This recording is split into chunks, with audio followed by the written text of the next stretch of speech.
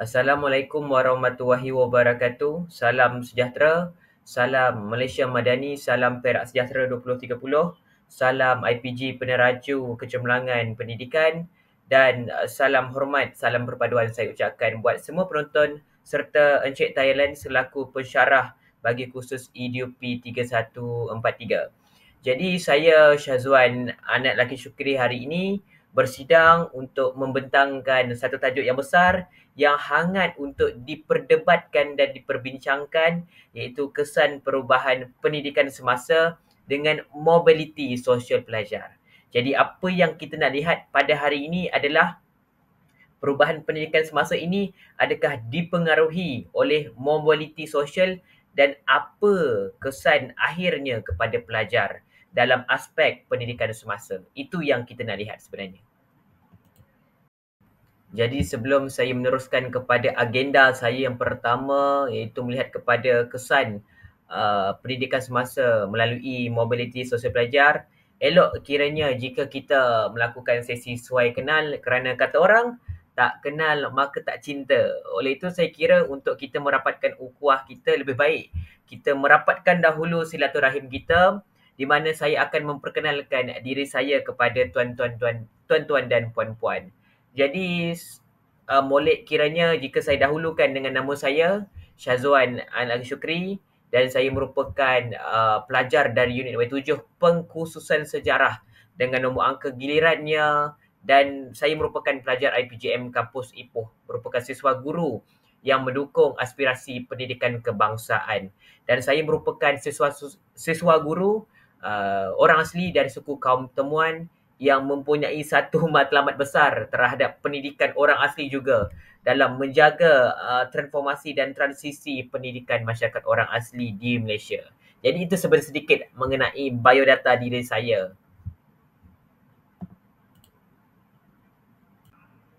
Jadi tuan-tuan dan puan-puan, tajuk kita hari ini adalah kesan perubahan pendidikan semasa dengan mobiliti sosial pelajar. Maksudnya, apakah kaitan antara perubahan pendidikan dengan mobiliti sosial pelajar? Itu yang kita nak lihat sebenarnya.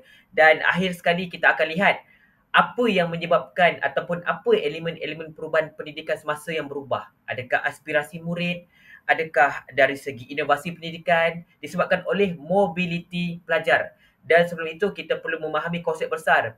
Mobiliti sosial itu apa? Supaya kita ada koheren pemahaman daripada permulaan hingga akhir. Itu yang penting sekali tuan-tuan dan puan-puan. Jadi sebelum kita beralih ataupun kita bergerak kepada agenda perbincangan kita hari ini, sebenarnya video ini dilaksanakan bertujuan untuk melaksanakan tugasan 3 persembahan untuk kursus sosiologi dalam pendidikan. Jadi saya perlu melaksanakan persembahan, dan persembahan ini saya kaitkan dengan mobiliti sosial pelajar dan kesan terhadap evolusi ataupun pendidikan semasa di negara kita. Baik, tuan-tuan dan puan-puan yang dirahmati Allah sekalian, sebelum kita bergerak dengan lebih jitu, dengan lebih dalam, elok kiranya jika kita memahami konsep mobiliti sosial itu terlebih dahulu, kerana pemahaman ini akan memberikan kita makna yang mendalam terhadap perbincangan-perbincangan kita yang lain. Jadi kalau kita lihat kepada mobiliti sosial itu sendiri adalah proses perubahan atau pergerakan seseorang atau suatu kelompok daripada satu kedudukan kepada kedudukan yang lain dalam sebuah masyarakat. Perkara ini sebenarnya apa yang boleh kita ulas adalah pergerakan tidak semestinya ke atas. Sebaliknya boleh ke kiri dan ke kanan dan juga ke bawah. Jadi setiap pergerakan ini adalah mobiliti sosial dalam keadaan masyarakat, ekonomi mereka, sama ada positif, negatif, mendata ataupun menegak. Jadi ini konsep-konsep mobiliti sosial. Sama ada pergerakan itu kecil ataupun tidak, kita masih lagi definisikan itu sebagai satu pendekatan ataupun satu mobiliti sosial. Jadi ini biasa terjadi secara vertikal ke atas atau ke bawah, atau horizontal seperti yang saya katakan sebentar tadi, itu perpindahan antara posisi yang setara dalam hierarki sosial. Saya bagi satu contoh yang mudah untuk kita faham satu konsep ini adalah, katakan saya merupakan seorang guru dan anak saya juga merupakan seorang guru. Mobiliti sosialnya tetap ada tetapi secara menegak. Tetapi satu contoh lagi untuk saya gambarkan mobiliti sosial yang lain adalah ibu saya merupakan seorang cleaner ataupun tukang cuci di kilang. Saya merupakan sebuah guru. Pergerakan mobilitas sosial juga ada tetapi lebih positif dan menaik ataupun meningkat. Jadi ini antara konsep-konsep mobiliti sosial. Kelemahan dan kelebihan sebenarnya ada kepada pergerakan mobiliti sosial tertentu. Jadi kita memahami konsep mobiliti sosial. Sebenarnya konsep mobiliti ini ada banyak. Kita ada horizontal, vertical, menaik dan menurun. Tetapi apa yang kita boleh faham di sini secara holistiknya melalui vertikal itu sendiri adalah terjadi ketika seorang atau kelompok berhasil meningkatkan status sosial atau ekonomi mereka, misalnya melalui pendidikan, pekerjaan atau pengusahaan sukses. Ini perkara yang sebenarnya bagi saya sendiri pun adalah satu perkara pergerakan yang sangat-sangat positif. Kedua adalah mobiliti turun. Terjadi apabila seorang atau kelompok mengalami penurunan status sosial atau ekonomi, misalnya kerana kehilangan pekerjaan dan sebagainya. Apabila kita memahami perkara ini, bukanlah kita nak menggambarkan generasi, maksudnya anak saya nanti contohnya lebih buruk daripada apa yang saya ada sekarang. Misalnya saya seorang guru. Tetapi ini kita lebih lihat kepada pergerakan sosial yang menjadi penanda aras dalam kehidupan seseorang. Penting bagi saya kerana apabila kita memahami konsep mobiliti ini sebenarnya kita dapat menjadikan kayu ukur dalam kehidupan masyarakat untuk menjadi lebih baik khususnya. Ini yang digambarkan oleh konsep mobiliti sosial. Dan kalau kita tengok, lihat yang pertama adalah horizontal. Horizontal pula menggambarkan pergerakan individu atau kelompok antara posisi yang memiliki status sosial yang sama ataupun yang setara. Misalnya saya seorang doktor, anak saya juga merupakan seorang doktor.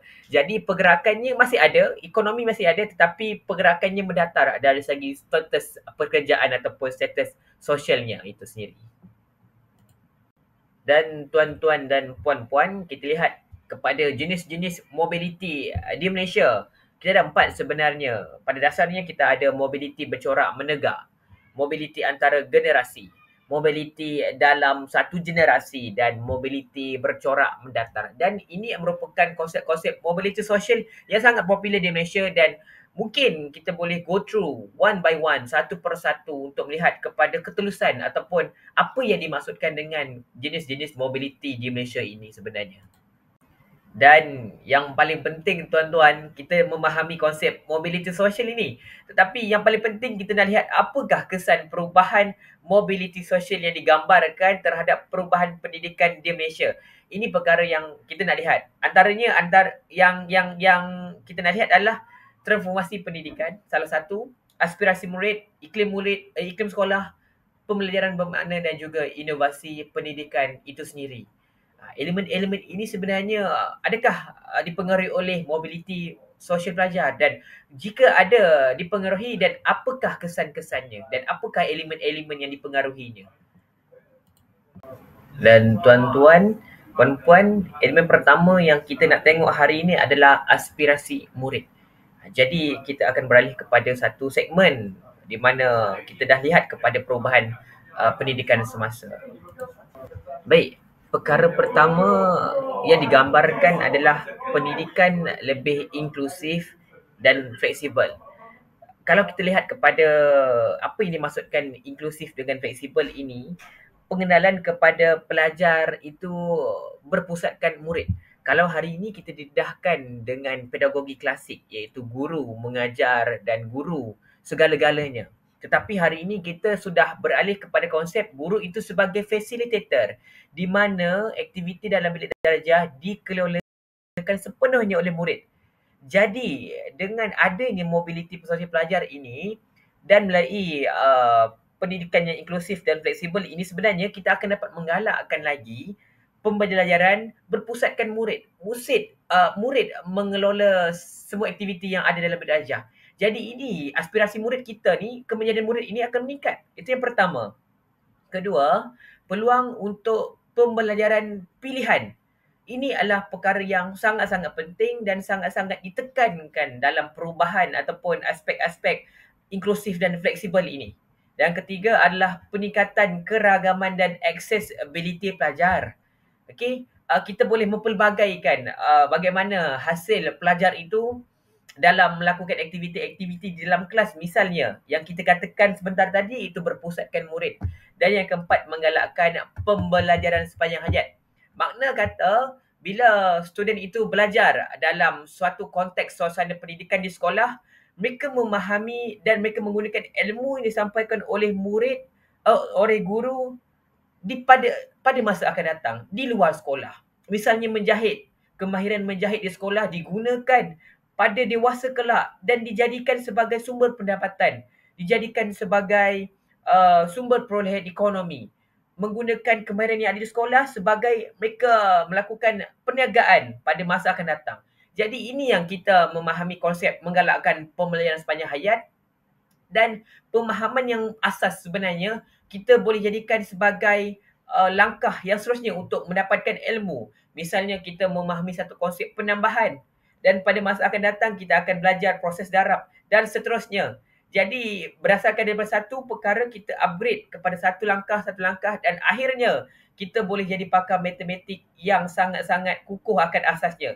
Jadi ini yang pertama yang dimaksudkan dengan menggalakkan pembelajaran sepanjang hayat. Dan yang kelima adalah penggunaan teknologi untuk pembelajaran fleksibel. Maksudnya kita dah ada teknologi yang sangat-sangat maju, yang sangat-sangat utuh untuk memacu sistem pendidikan anak-anak di sekolah. Itu yang paling penting. Dan ini yang dimaksudkan dengan inklusif dan fleksibelnya. Dan kalau kita lihat yang seterusnya hanyalah pengurangan kesenjangan pendidikan. Bagaimana kita nak mengurangkan perbezaan antara kelas-kelas sosial, kelas-kelas ekonomi dan etnik. Jadi kita dapat mengurangkan kesenjangan pendidikan yang saya masukkan. Jadi kita lihat yang pertama, perubahan dalam mobiliti sosial seringkali melibatkan usaha untuk mengurangkan jurang pendidikan antara golongan kaya dan miskin. Of course, kerana pendidikan di Malaysia ini sangat-sangat fleksibel yang memberikan hak peluang sama rata kepada semua pelajar. Tidak kisahlah pelajar itu kaya ataupun miskin, pelajar itu merupakan kaum-kaum tertentu, tidak kisah. Kerana pendidikan di Malaysia hari ini bercorakkan terbuka dan semua masyarakat di Malaysia khususnya pelajar mempunyai peluang yang sama. Itu yang perlu ditekankan, peluang yang sama. Jadi dengan pendidikan dan melalui aspirasi murid ini sebenarnya dapat mengurangkan kesenjangan pendidikan, tuan-tuan dan puan. Tuan-tuan dan puan-puan. Oleh itu, kebijaksanaan pendidikan yang lebih inklusif dan adil akan berperanan dalam memastikan semua individu mempunyai peluang yang sama untuk berjaya dalam pendidikan. Ini yang saya masukkan sebentar tadi. Makna kata tidak kisahlah awak masyarakat Melayu, Cina, India, orang asing mahupun pribumi Sabah Sarawak, mahupun awak kaya dan miskin, awak berpeluang untuk melanjutkan pelajaran ke universiti berdasarkan kelayakan yang anda ada. Jadi ini yang dimaksudkan dengan peluang yang sama rata. Contohnya, program pendidikan khas atau sokongan untuk pelajar dari keluarga berpendapatan rendah boleh meningkatkan peluang mereka untuk naik dalam hierarki sosial. Ini yang dimaksudkan dengan peluang yang sama dan pendidikan mengurangkan kesenjangan pendidikan. Ini yang dimaksudkan dengan poin ini yang saya bentang ini. Dan tuan-tuan dan puan-puan, yang seterusnya adalah perubahan kurikulum kebangsaan. Mobiliti sosial mendorong perubahan dalam kurikulum dan pendekatan pendidikan untuk memastikan sistem pendidikan lebih responsif terhadap pelbagai latar belakang pelajar. Kita dah didedahkan ataupun kita juga sedia maklum bahawa kurikulum kebangsaan ini telah berlaku banyak kali dengan KSSR-nya di sekolah rendah. Sebelumnya adalah KBSR dan sebelum itu ada lagi kurikulum yang lama. Jadi perubahan program kurikulum ini dilakukan bagi menyesuaikan dengan responsif pelajar semasa. Penting. Itu yang kita lihat daripada mobiliti pelajar, mempengaruhi aspirasi murid dan seterusnya mempengaruhi perubahan kurikulum kebangsaan.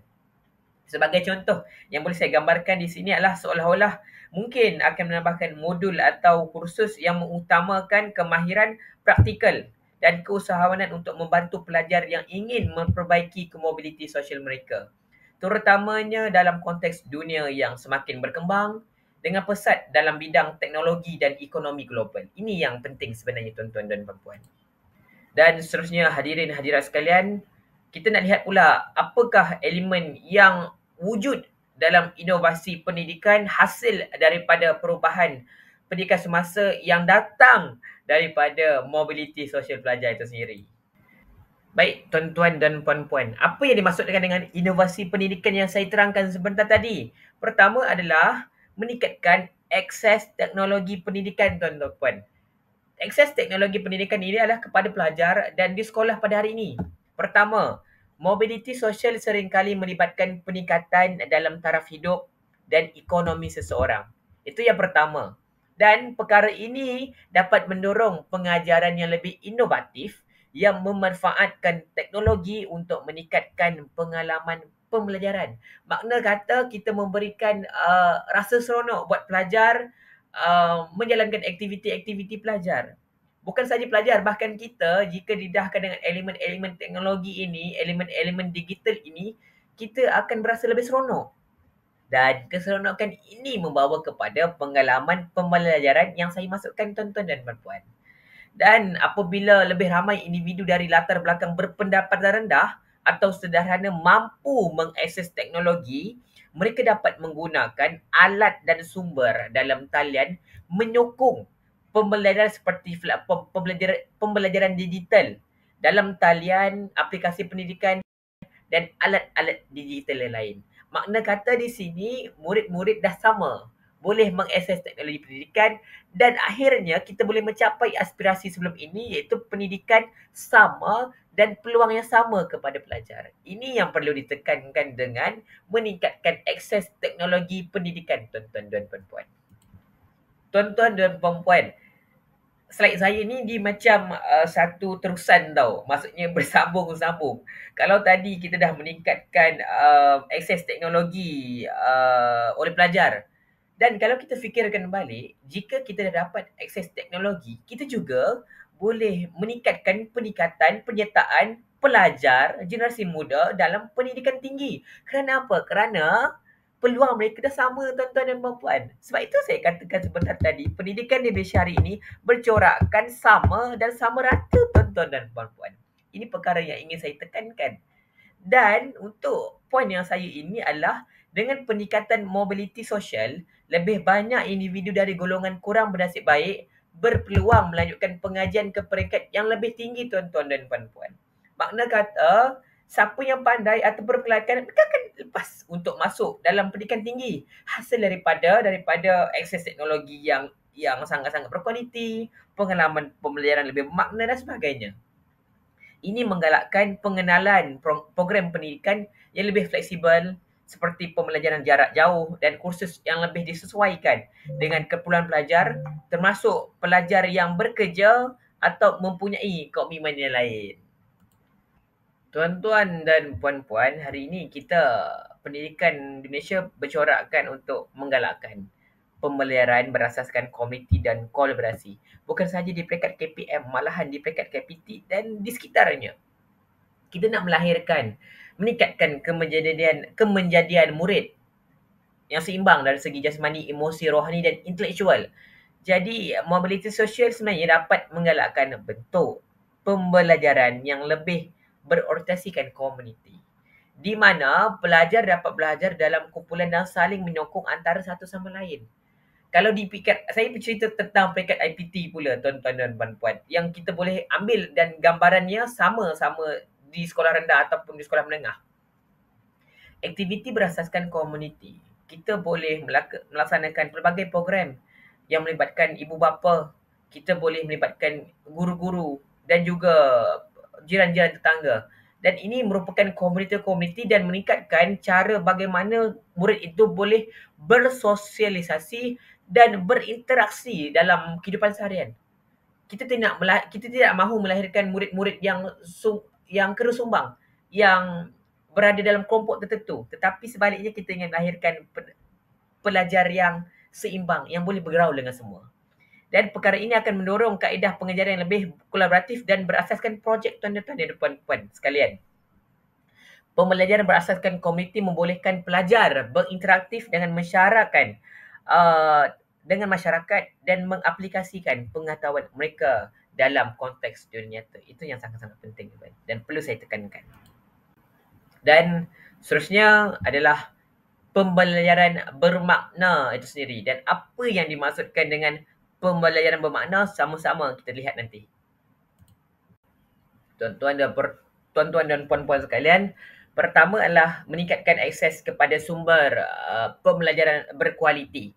Mobiliti sosial memberi peluang kepada individu dari pelbagai latar belakang ekonomi untuk mengakses sumber pendidikan yang lebih berkualiti seperti bahan pembelajaran terkini, teknologi dan guru yang berkemahiran tinggi.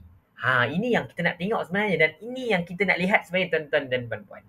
Dengan sumber yang lebih baik, pembelajaran yang boleh menjadi lebih berkesan dan bermakna kerana pelajar mendapat akses kepada pengalaman pembelajaran yang lebih mendalam dan lebih relevan dengan dunia di luar, tuan-tuan dan puan-puan. Ini yang kita nak lihat kepada kebersekanan pembelajaran dan pembelajaran yang dihasilkan adalah lebih bermakna, tuan-tuan dan puan-puan.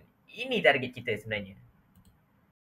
Seterusnya juga tuan-tuan dan puan-puan adalah meningkatkan kesedaran sosial dan keusahanan pelajar.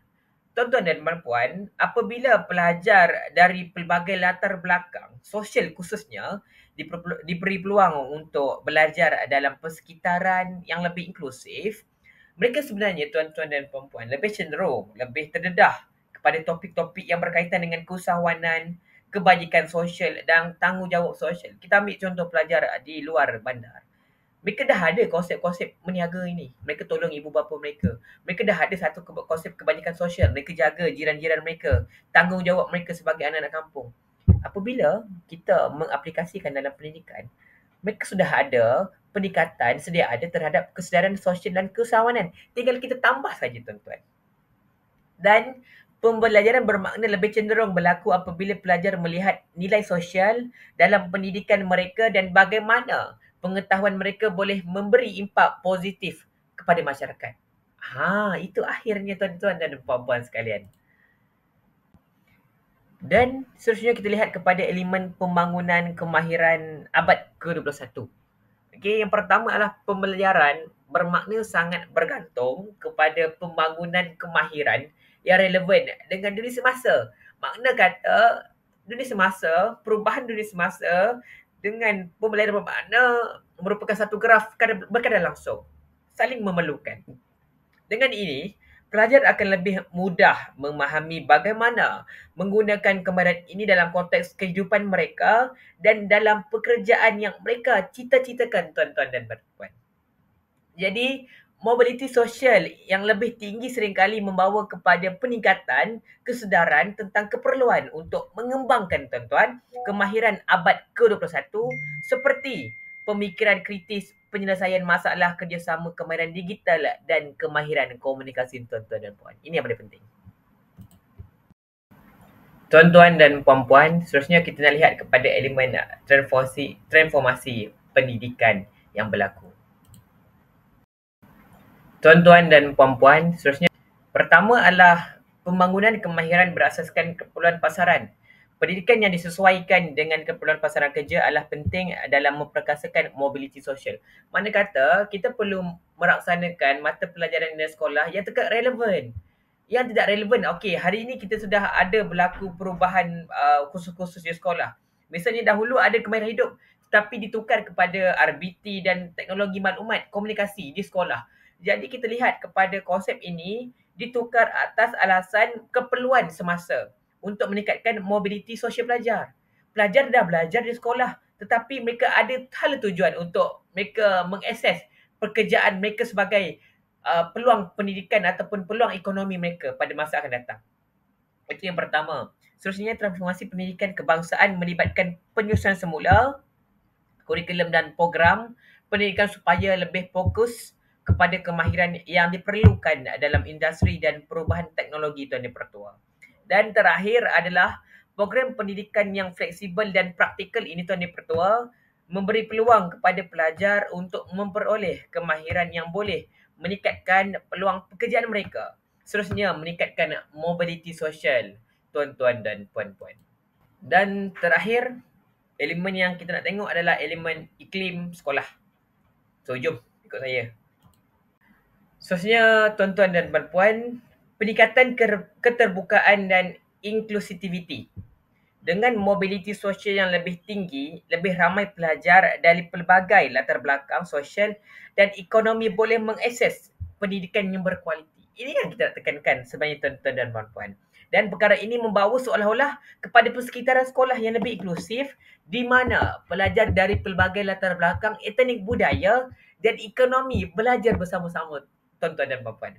Dan iklim sekolah menjadi lebih terbuka dan menghargai kepelbagaian dan seterusnya menggalakkan rasa saling menghormati antara pelajar. Dan ini yang perlu kita tekankan sebenarnya. Dan seterusnya adalah mengurangkan ketegangan sosial. Ketegangan sosial ni apa yang kita nak faham adalah kita lihat kepada konteks pendidikan hari ini, kita mewujud pelajar-pelajar yang berlatar belakangkan etnik berbeza. Apabila perselisihan faham berlaku, misalnya pelajar ini tidak menghormati ekonomi ataupun latar belakang kaum A dan kaum A pula mengejek ekonomi kaum B, dan ini perbezaan ini, ejekan-ejekan ini terhasil daripada perbezaan ekonomi ataupun kelas sosial. Jadi ini juga melibatkan perkauman. Jadi kita tidak mahu mobiliti sosial ini menjejaskan kepada perpaduan di Malaysia. Jadi sebenarnya perkara ini boleh dikurangkan melalui ketegangan sosial, melalui lebih ramai pelajar dari latar belakang yang berbeza mendapat peluang untuk memperoleh pendidikan. Ini boleh mengurangkan ketegangan sosial di dalam sekolah. Makna kata mereka sudah ada kesedaran. Pendidikan menerapkan kepada kerohanian-kerohanian yang diperlukan. Ini yang dimaknakan dengan mengurangkan ketegangan sosial tuan-tuan dan puan-puan. Dan terakhir adalah meningkatkan motivasi dan prestasi pelajar itu sendiri. Kerana sebenarnya mobiliti sosial ini tuan-tuan dan puan-puan, ia memberikan peluang kepada lebih ramai pelajar dari keluarga yang berpendapatan rendah untuk berjaya dalam pendidikan. Mana kata saya katakan seperti tadi, pendidikan itu sama sebenarnya untuk semua. Jadi kita ada satu motivasi yang sama, yang kukuh daripada awal sampai akhir. Sekolah yang memberi sokongan kepada pelajar ini seperti memberi akses kepada sumber pembelajaran atau program mentor dapat meningkatkan motivasi pelajar. Kita ada mentor-menti di sekolah. Melalui pelaksanaan mentor-menti ini sebenarnya murid-murid akan lebih bermotivasi untuk terus belajar. Dan apabila pelajar merasa bahawa mereka dihargai dan diberi peluang yang sama, iklim sekolah menjadi lebih positif dan berorientasikan kejayaan. Mereka dah ada satu penugahan motivasi intrinsik yang mereka ada matlamatkan, mereka ada cita-citakan daripada mereka kecil. Dan ini boleh mempengaruhi prestasi akademik pelajar dan meningkatkan kecemerlangan sekolah secara keseluruhan. Jadi tuan-tuan dan puan-puan, saya lihat bahawa mobiliti sosial ini sangat-sangat mempengaruhi dan memberikan reaksi positif negatif terhadap semua masyarakat Malaysia, khususnya terhadap pendidikan di Malaysia. Kepada muridnya, kepada bentuk-bentuk pedagoginya, terhadap keperluan pendidikan kurikulumnya, ia menyeluruh. Dan apa yang perlu kita faham sebenarnya, mobiliti sosial ini menjadikan kita satu panduan untuk mengukur sejauh mana kita boleh menjadikan pendidikan kita ini bercorakkan kepada global. Kita sesuaikan dengan keperluan semasa. Mobiliti sosial tidak kisahlah menegak ataupun bagaimana, pemahaman konsep mobiliti sosial itu sebenarnya memberikan impak yang baru dan nafas baru terhadap pengisian pendidikan di Malaysia supaya tidak bercorak orang kata syok sendiri ataupun hanya mempunyai haluan sendiri, tidak mengambil kira perkara-perkara yang lain. Jadi itu pentingnya mobiliti sosial tuan-tuan dan puan-puan. Jadi tuan-tuan dan puan-puan, ini merupakan bentuk-bentuk rujukan saya yang saya banyak dapat daripada jurnal-jurnal yang berintegriti dan mempunyai keabsahan yang sangat tinggi yang saya cari di Google Scholar. Jadi popular dan juga ini tuan-tuan dan puan-puan. Jadi tuan-tuan dan puan-puan, sebelum saya mengakhiri sesi pembentangan saya, perkongsian saya hari ini, saya ingin mengajak tuan-tuan dan puan-puan supaya muhasabah diri dengan lebih banyak, meningkatkan keimanan kepada Tuhan kita. Tidak kisah apa-apa agama sekalipun. Kerana ikatan kita sebagai manusia di bumi ini tidak putus dengan ikatannya di sana.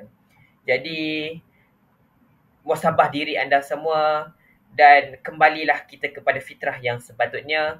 Sebelum saya mengundur diri, terima kasih atas perhatian dan uh, sokongan daripada anda semua. Untuk itu, saya mengucapkan sekian, terima kasih.